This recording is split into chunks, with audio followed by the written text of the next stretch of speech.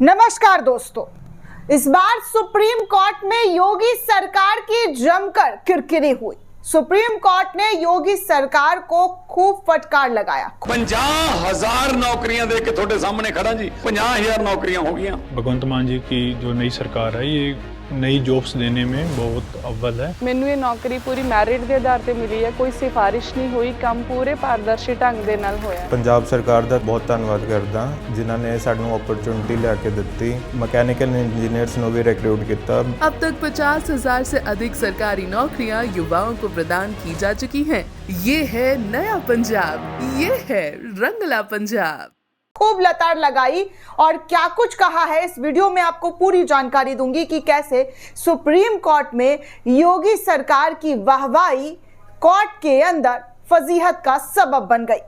दरअसल दोस्तों, supreme court में, जी हां, सुप्रीम कोर्ट में यूपी गैंगस्टर एक्ट से जुड़ा हुआ एक मामले पर सुनवाई चल रही थी। सुनवाई के दौरान सुप्रीम कोर्ट ने उत्तर प्रदेश सरकार को फटकार लगाते हुए कहा कि राज्य के गैंगस्टर विरोधी एक्ट कानून के तहत दर्ज मामले में याचिकाकर्ताओं के खिलाफ अपने जवाब में अप्रचलित मामलों में शामिल करने के कारण वो प्रोसिक्यूटर नहीं बल्कि पब्लिक प्रोसिक्यूटर है। Justice V R. गवई और जस्टिस के विनोद चंद्रन की बेंच ने एक आरोपी की याचिका पर राज्य के हलफनामे का हवाला दिया और सवाल किया कि उसके खिलाफ ऐसे मामले क्यों हैं जिन्हें या तो रद्द किया गया है, जिसमें उसे बरी कर दिया गया। न्यूज एजेंसी पीटीआई के रिपोर्ट के मुताबिक अगर बात की जाए तो बेंच ने साफ साफ तौर पर कहा है दोस्तों कि आप अपने जवाब में उन मामले को भी शामिल कर रहे हैं जिन्हें खारिज कर दिया और जिनमें याचिकाकर्ता को बरी कर दिया गया। अगर ये वही कार्य प्रणाली है तो आप प्रोसिक्यूटर नहीं बल्कि प्रोसिक्यूटर है। जी हाँ, प्रोसिक्यूटर है। इस तरीके की बातें सुप्रीम कोर्ट के जरिए कही गई। इसलिए इस पूरे मामले पर सुनवाई करते हुए सुप्रीम कोर्ट ने उत्तर प्रदेश सरकार की तरफ से जो गैंगस्टर एक्ट और असामाजिक गतिविधि अधिनियम 1986 के तहत आरोपों का सामना कर रहे 4 व्यक्तियों को जमानत दे दिया गया। बेंच ने यूपी सरकार से पूछा कि अगर वो याचिकाकर्ता से पहले ही कुछ मामले में जमानत पर रिहा है, अगर कुछ कार्रवाई रद्द कर दी गई है, अगर कुछ कार्रवाई में उसे बरी कर दिया गया है, तो क्या आपके लिए इस कोर्ट को समक्ष फैक्चुअल स्थिति रखना जरूरी नहीं था।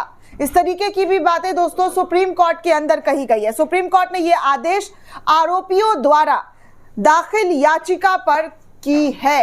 दोस्तों आपको बता दें कि सुप्रीम कोर्ट ने यह आदेश आरोपियों द्वारा दायर 4 अलग अलग याचिकाओं पर सुनवाई करते हुए पारित किया गया है।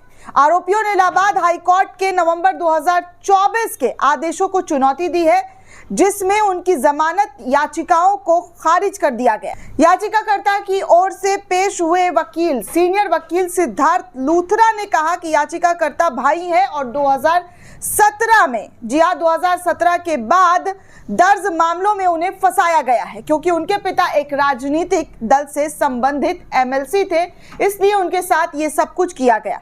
उन्होंने ये भी कहा कि राज्य की कार्यप्रणाली ऐसी है, जब याचिकाकर्ताओं को एक मामले में जमानत मिल जाती है तो उनके खिलाफ दूसरी एफआईआर दर्ज कर दी जाती है ताकि ये सुनिश्चित किया जा सके कि उन्हें कभी राहत ना मिले।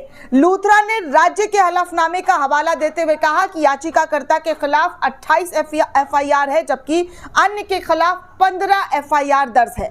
उन्होंने कहा कि ज्यादातर मामले में राज्य ने आपराधिक पृष्ठभूमि के आधार पर जमानत का विरोध किया।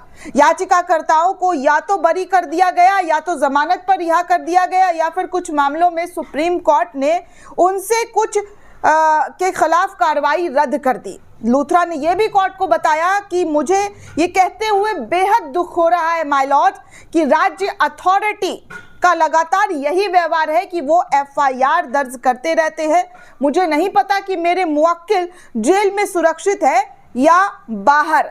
यूपी सरकार के वकील ने जमानत याचिका का विरोध किया और कहा कि ये पूरा मामला, जी हाँ, ये दर्ज मामलों में से एक कथित केस जो है वो गैंगरेप का है। वकील ने सेक्शन 19(4) का हवाला देते हुए ये भी कहा कि किसी भी आरोपी को तब तक जमानत पर रिहा नहीं किया जाना चाहिए जब तक कि वो पब्लिक प्रोसिक्यूटर को जमानत का विरोध करने का मौका ना दिया जाए। और जहां प्रोसिक्यूटर इसका विरोध करता है, तो रिपोर्ट के अनुसार कोई संतुष्ट नहीं था कि ये मानने के लिए कि उचित आधार थे कि आरोपी ऐसे अपराध के दोषी नहीं है और जमानत पर रहते हुए उनके द्वारा कोई अपराध करने की संभावना नहीं है।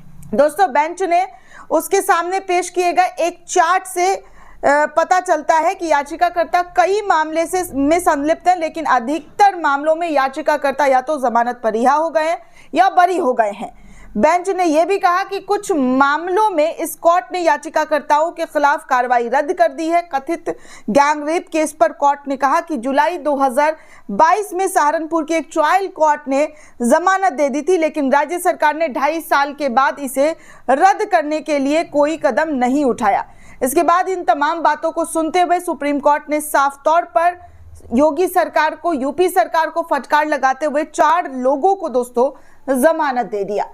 दोस्तों, इस पूरे रिपोर्ट को लेकर आप क्या सोचते हैं, आपकी क्या प्रतिक्रिया, हमें कमेंट करके जरूर बताइएगा। साथ ही साथ चैनल को ज्यादा से ज्यादा लाइक, शेयर और सब्सक्राइब करना बिल्कुल भी ना भूलें। धन्यवाद दोस्तों।